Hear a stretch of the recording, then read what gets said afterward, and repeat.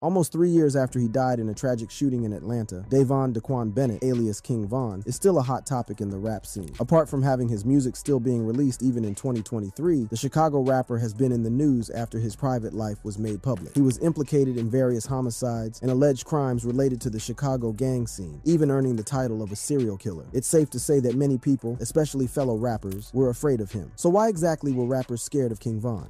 Number 1, his mad affiliates. The first reason King Von was feared by rappers was because of the people he rolled around with. They say you are the sum of the 5 people you hang around with. Well, King Von hung around very dangerous people. Some are well known in the hip-hop world, while others became famous after their deaths. Some of his affiliates included Lil Durk and T-Roy. Perhaps the most dangerous of Von's affiliates was his best friend James Johnson, alias T-Roy. Standing at around 5'1", T-Roy was a fierce shooter for the Black Disciples Sect O Block. Although he was not well known to the world when he was alive, stories about him became prominent after his death, as people he rolled with fondly spoke about him in songs and interviews. Before he died, T-Roy had been responsible for multiple shootings and murders in the Chicago gang wars. He had become so dangerous that it was rumored that he was Chief Keef's shooter. Chief Keef fueled the rumor by mentioning T-Roy in his songs. In his record No Reason, the Chicago rapper sings, "I'm coolin' in the trap, getting high for no reason. T-Roy grabbed my strap, he gon' blast for no reason." In the song Savage, Chief Keef raps, "T-Roy, he got the semi, he'll send your ass to heaven." Apart from that, he also alluded to T-Roy being a shooter in his track Self, where he raps, "Don't care if you with them niggas or if you by yourself. T-Roy got a gun that's bigger than him." In interviews after his death, his former affiliates praised him and also noted that he was a savage in the streets. According to rapper Boss Top, T-Roy was a fearless savage when it came to gang activities. Roy just different, you know what I'm saying? He was a real enforcer. Shorty is a savage on hold. Another motherfucker that was fearless. Another Chicago rapper, Tay Capone, revealed that T-Roy would just eat, sleep, and roll up on his ops. Troy is one of those, like, he one of them type of, he wake up, eat, sleep, shit, this drill. Tay Capone also revealed that T-Roy's ops were afraid of the O-Block shooter. T-Roy, you ain't gotta be scared of him if you one of the guys, you know what I'm saying? But if you on that other side, you should be terrified of him. Like terrified of him, like, and for good reason. So how did young T-Roy become one of the most feared gangsters in Chicago? There are a few theories that have been floated around trying to explain why young T-Roy turned into a bloodthirsty shooter who struck fear into the hearts of his ops. According to his friend Tay Capone, T-Roy may have started his ruthless killing streak because he was tired of being picked on. Remember, he was a short guy, meaning that even at school he was constantly being picked on. You know, it's probably a little nigga syndrome. You growing up and shit, everybody thinking you 10 years old, probably got to a point where he was tired of him thinking because he little as chicken. Fed up with the treatment he got because of his short stature, he turned to the one thing that would keep all his bullies at bay. T-Roy got himself a gun. In fact, he made sure he had the best and biggest gun in the block just to show everyone who was boss. Whatever the biggest gun is, Troy got. However, another one of T-Roy's childhood friends gave insight into what really turned James Johnson into a cold-blooded killer. Former O-Block member J Hood revealed that T-Roy was traumatized after witnessing the death of his friend and childhood hero. On August 10, 2011, at around 11 p.m., popular Wick City gang member O.D. Perry was riding his bike on the 6400 block of South Martin Luther King Drive. The calm of the night was about to be disrupted by an event that would define the future of Wick City and 6400 block. According to multiple witnesses, as O.D. rode his bike past AutoZone, a person with dreadlocks subtly approached him. Before O.D. knew it, the person had drawn a pipe and let off multiple shots. Witnesses also confirmed that they saw 2 people running away from the crime scene and hopping into a vehicle, which sped away. The fierce shooter was left to die on the street. As he bled out waiting for an ambulance, T-Roy held him in his arms. According to J Hood, a former O-Block member, O.D. Perry's last words to T-Roy were, "They got me, bro." Then T-Roy was right there with him his last little moments, and T-Roy, and then T-Roy said that, oh, like, damn, they got me, bro. Like, that was his last word. O.D. Perry was loved and adored by everyone in Parkway Gardens that after his death, the Wick City gang changed its name to O-Block. Even his funeral was packed as many people in the city came to pay their last respects. Love, like overly love. His funeral was packed. The people of Parkway Gardens had never had such a popular figure die at the hands of their ops. He was one of the first deaths that was from the ops. When you one of the first to die, man, it hit harder. As a result, the death affected very many people. O.D. Perry's death seemed to affect one young man in particular, the man who had heard O.D.'s last words, T-Roy. First, he was horrified seeing the neighborhood's idol riddled with bullets and bleeding out. Then he was saddened after it hit him that the great shooter was no more. Finally, something in him snapped. Maybe it was the fact that he was right there when he uttered his last words. Whatever it was, it changed him. J Hood revealed that the whole incident changed T-Roy. So that shit changed T-Roy. That shit changed T-Roy. He must have been traumatized by the ordeal, but one thing was certain. OD's death had to be avenged at all costs. OD had left some big shoes to fill, and T-Roy took it upon himself to fill them. It is important to note that prior to OD Perry's death, T-Roy was not really invested in violent gang activities. He used to move with guns, but never with the intention to slide on his ops. According to his longtime friend Jay Hood, they kept guns as a result of peer pressure. The older guys constantly made fun of them, so they were forced to do a lot of things they did not want to do just to fit in. Me, T-Roy, all us, Von, we all used to be in cahoots. Yeah, used to have guns, but we just used to have it so that the big guys wouldn't call us pussy. It's just like when you grew up in the hood and it's like, you ain't getting no pussy, you ain't no nothing, you a lame, you a goofy, so niggas finna do what? We finna try to fucking do all this. We might not even want it, but like we finna try to open ourselves up to it so niggas can't talk about us. But after OD's death, everything changed, and T-Roy's reign of terror began, and he was determined to slide on his ops any chance he got. He was so cocky that he would go on social media to make it clear that he was willing to kill his ops anytime, anywhere. So motherfucker run up on me, I will shoot you. No problem. I will shoot you. Among his most famous victims were Boss Trell and Lil Doc. On January 8th, 2013, T-Roy and 3 others, including King Von, hopped into a Chevrolet Impala and slowly drove through their ops main block looking for an op to slide on. As they drove around 63rd and St. Lawrence, they spotted Marlon Monroe, alias Lil Doc. According to official reports, Lil Doc had been painting his aunt's woodlawn building. After hours of work, Lil Doc felt thirsty and decided to go to a nearby convenience store to buy a drink. As he made his way inside, T-Roy jumped out of the vehicle with his pipe in hand. He didn't waste time letting off shots. Lil Doc tried to make a run for it, but was struck. He stumbled and fell into a patch of tall weeds in an empty lot near the store. The police came to investigate the shooting, cleaned up the scene, and took off. However, they did not spot Lil Doc. Lil Doc's lifeless body would not be discovered until some hours after the shooting. A 16-year-old relative who was in a rush trying to make curfew was crossing through the abandoned lot when he found his corpse in the 6300 block of South St. Lawrence Avenue. It turns out that 21-year-old Lil Doc had been out of prison for 2 months and was on parole for stealing a car. He was trying to get his life right. He had received a GED while in prison, was trying to get a painter's license, and had been doing maintenance for property owned by his aunt. The next op to fall was Boss Trell, who had killed one of T-Roy's friends, Sheroyd Liggins. Cops discovered Liggins, who hailed from the 2200 block of East 99th Street, lying on the street with a single gunshot wound to the head. He was rushed to Stroger Hospital in critical condition, where he remained until he was pronounced dead, a few hours after being brought in. It turns out that before he met his death, Boss Trell was trying to get out of Chicago.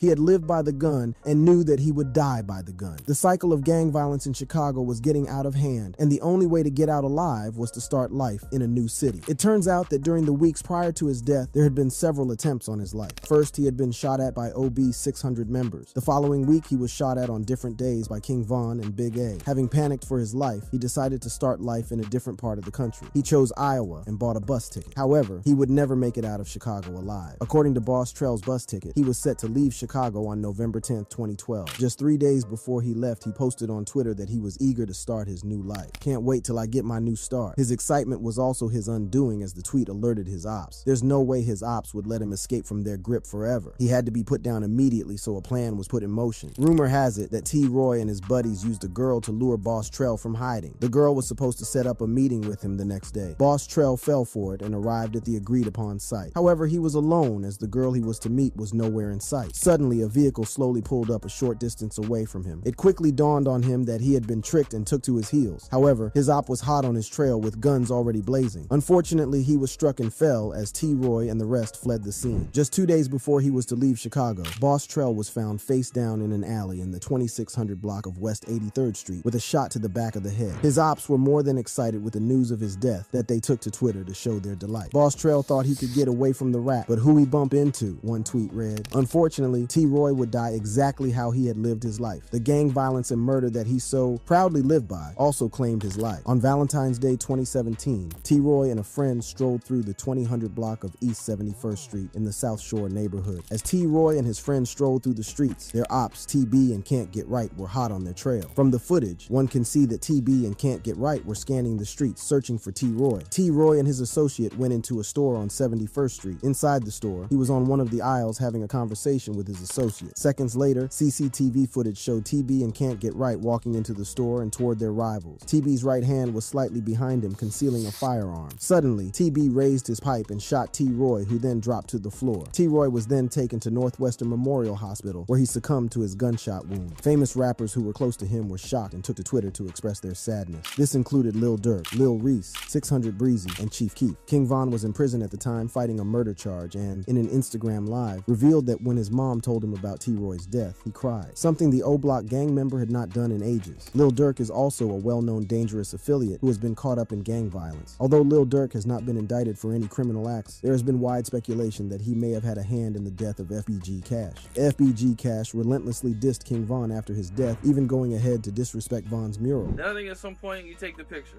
in front of O-Block, in front of the King Von mural. So what was going on with all that? Dirk told me to do that. Dirk told you to do that? Yeah.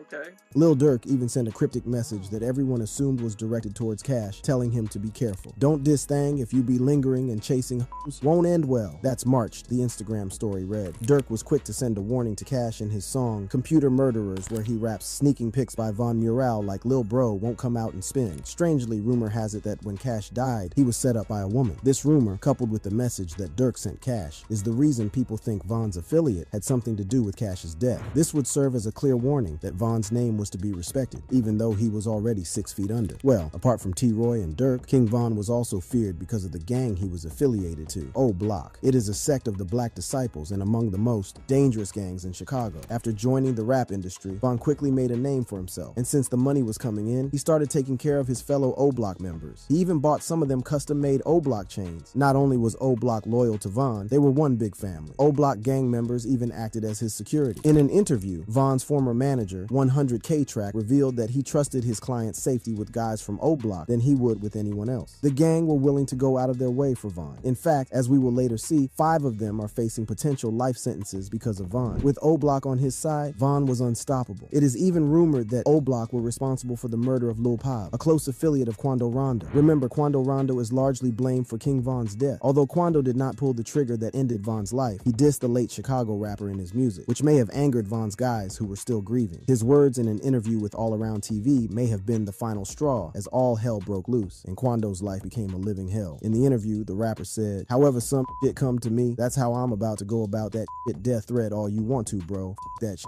That's just some words, my nigga. Go do an action." Well, on the 19th of November 2022, at a gas station in Beverly Grove, several gunmen ambushed Quando's entourage and opened fire. Although Quando Rondo was not hit, numerous reports show that he was the intended target. Unfortunately, a member of Quando's entourage was hit. His friends loaded him into the black SUV and drove about a mile to West Hollywood, where they were stopped by police officers responding to the shooting scene. Cops gave CPR to the victim, who was still breathing but was unconscious. Video of Quando screaming as they pulled the body out of the car quickly went viral on social media. An ambulance rushed the victim to the hospital. However, he succumbed to his injuries and died. Quando later identified the victim as Lil Pab after sharing a photo posing with him on Instagram. While no one from O-Block claimed the hit, it wouldn't be surprising to find out that just like FBG Cash, Quando was being targeted for Von's death. All this just goes to show that the people who Von was constantly around were killers. Dangerous men who were not afraid to pull the trigger and end their enemies' lives. If you messed with Von, you messed with all of them, making rappers afraid of him. Well, was Von anything like his friends? Was he a cold-hearted murderer like his affiliates? Number 2, his bloodlust.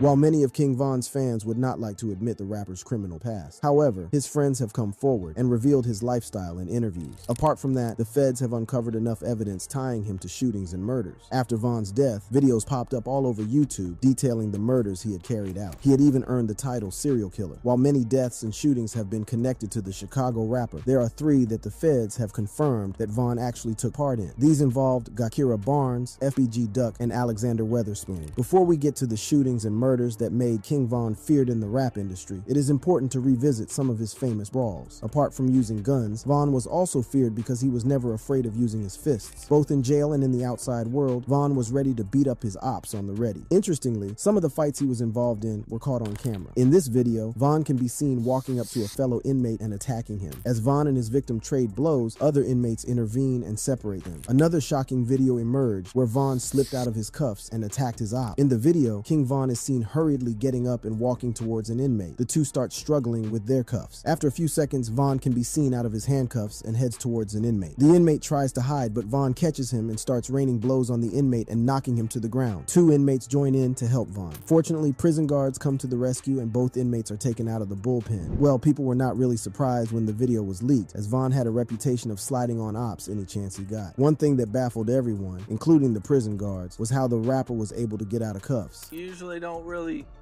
see dudes be able to slip out of the handcuffs like that. Yeah, that was crazy. I don't know how he did it, but he did it. Even the guards were baffled at how he had managed to slip out of his cuffs, yet he was cuffed properly. You can even see that he was cuffed correct.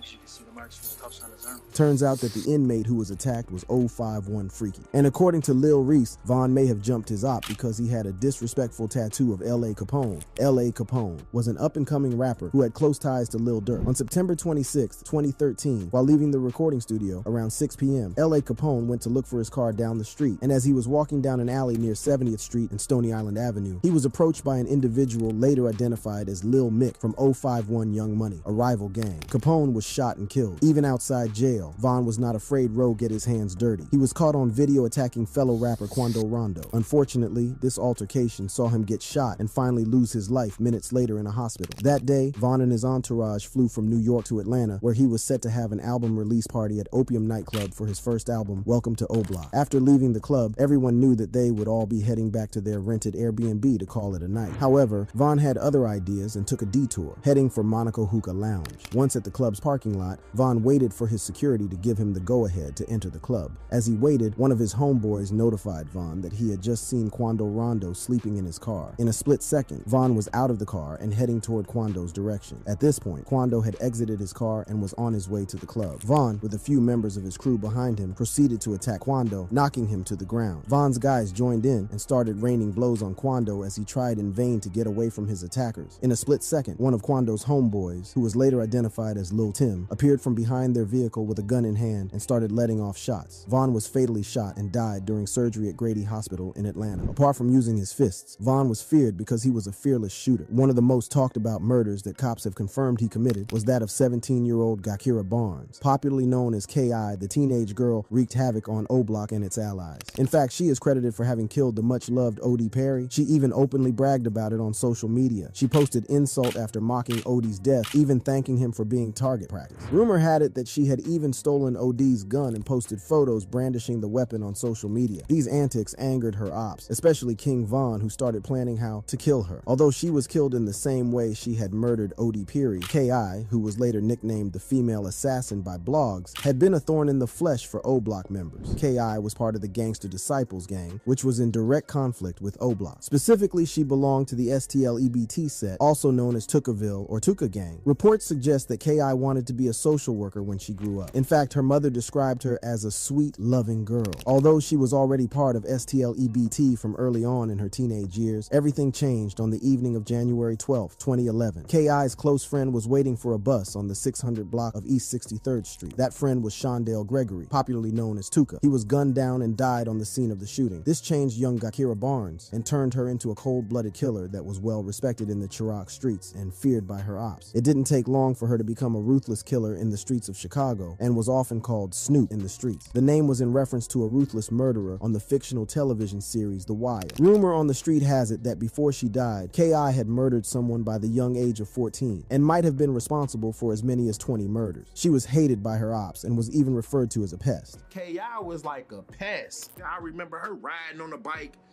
like, you know, taunting us, and nigga, we trying to chase her back on the block, but she get out of that skirt on the bike, she gone. And she was somebody that, like, we hated. On April 11th, a hooded gunman shot Barnes in front of a home in the 6400 block of South Eberhard. K.I. was hit 9 times in the mouth, neck, and chest before running and collapsing on a neighbor's doorstep and passing out. She later succumbed to her injuries at Northwestern Memorial Hospital. That day, she was walking with her brother, FBG Butta, and a friend. All 3 sustained gunshot wounds, but it seemed as though K.I. was the intended target as the other 2 survived. King Von was arrested in connection with the shooting after he was identified by eyewitnesses, but was soon released as police were unable unable to meet the burden of proof in court. Ultimately, the charges were rejected because of the lack of strong evidence to convict Vaughn. But years later, after King Von died in a tragic shooting in Atlanta, reports surfaced showing that Vaughn had indeed killed K.I. According to police reports, the shooter wore a gray hoodie and blue jeans. He approached the three victims, produced a handgun, and began firing in the direction of the victims, striking all three. He then entered an unknown vehicle and fled the scene. J. Hood, who was very close to Vaughn at the time, narrated what happened the day K.I. died. He admits that Vaughn confessed to killing Gakira Barnes. And then Vaughn walked up to me,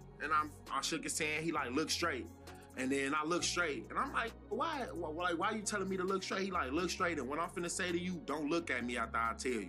According to the former O Block member, Vaughn told him that he had shot 3 people and that K.I. was the last one of the 3 he had shot and killed. I just run up on K.I. and you know why I just ran up on them niggas and caught K.I. She was the last one running out of the gate. As soon as Vaughn told him this, sirens could be heard in the distance getting closer. And I'm just in my head like, damn, for real? And sure enough, after he told me that, sirens came. However, K.I.'s brother, FBG Butta, who was present at the scene, denies this. He denies the fact that Vaughn was responsible for his sister's death. Man, what I know is, on my dead, Vaughn didn't kill Kai. I got shot too. I was right there.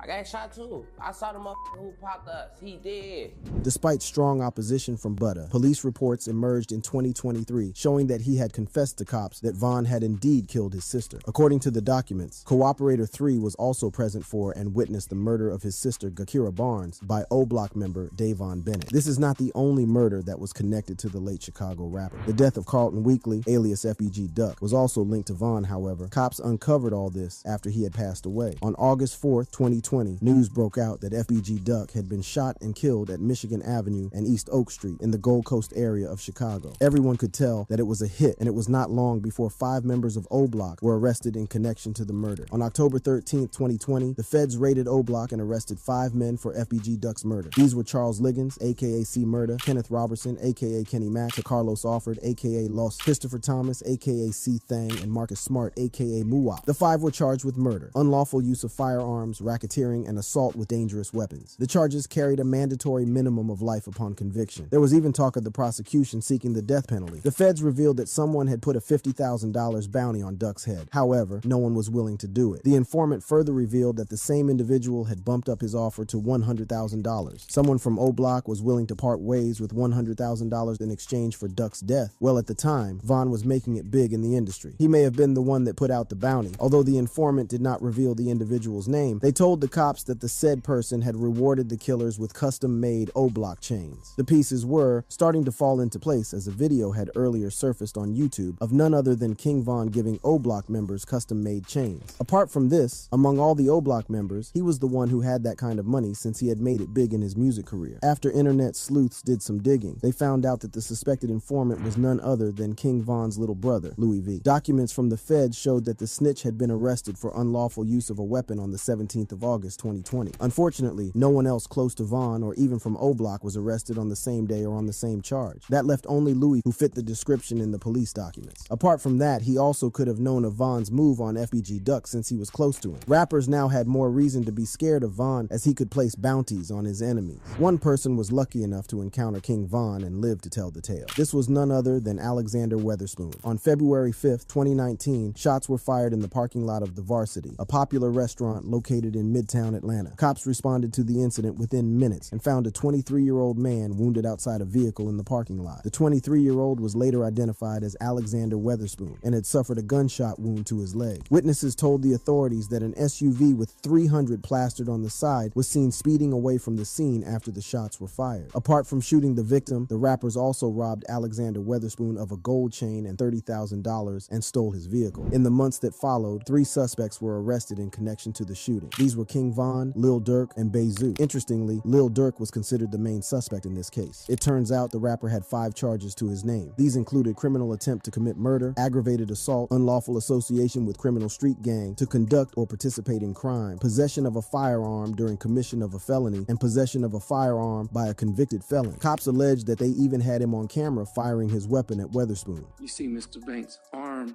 out the window firing several shots.